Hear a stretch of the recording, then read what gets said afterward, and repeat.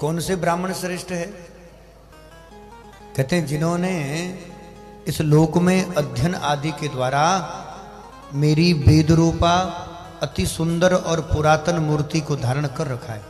अर्थात तो महाराज जी जो वेदादि का अध्ययन करके आए, वेद का पूरा पूरा, ऐसे तो पूर्व में ये चर्चा हम लोग कर चुके हैं, भगवान कपिल ने भी इस पर खूब विस्तार की चर्चा की है कि वेदादि अध्ययन करने से भी अगर ब्राह्मण कोई श्रेष्ठ है तो वो है जो पूरा पूरा उसका अर्थ जानता हो, और अर्थ जानने वाले से भी श्रेष्ठ वो है जो दूसरे के शंका का समाधान करता हो।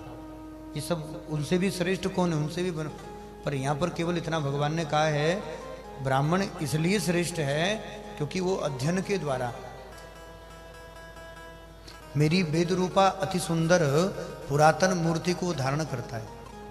तो ब्राह्मण का अर्थ है वेद वेदज्ञ, और जिन्होंने वेद का जो सार है वेदांत उपनिषदों का अध्ययन किया हो, वेद आदि के द्वारा जैसे जैसे निर्गुण निराकार निर्विशेष परमात्मा का निरूपण किया हो, ऐसे ही भगवान की वो पुरातन मूर्ति को हृदय में धारण करके बैठे हो।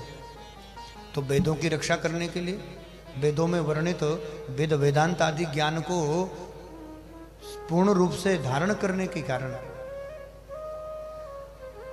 तथा शमः एनेहं सत्वं परम पवित्रं शमो दमः सत्य अनुग्रहश्च तपस्तितिक्षा अनुभवश्च यत्र।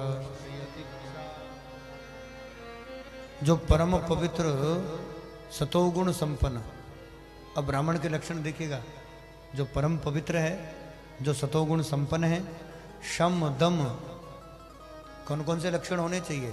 शम दम, शम दम सत्य दया तपः तितिक्षा और ज्ञानादि 8 गुणों से संपन्न है।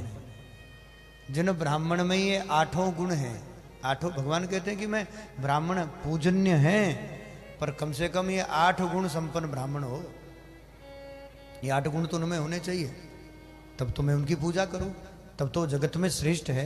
तो हमने कहा 100% श्रेष्ठ है, पर भगवान साथ में ये भी कह रहे हैं कि वो ज्ञान आदि 8 गुण भी उनमें हो, सत्य दया तो तप आदि 8 गुण भी हो, तितिक्षा भी हो, सहनशीलता भी हो। और जगत में फिर उन ऐसे ब्राह्मण से श्रेष्ठ संसार में और कौन हो भी सकता है?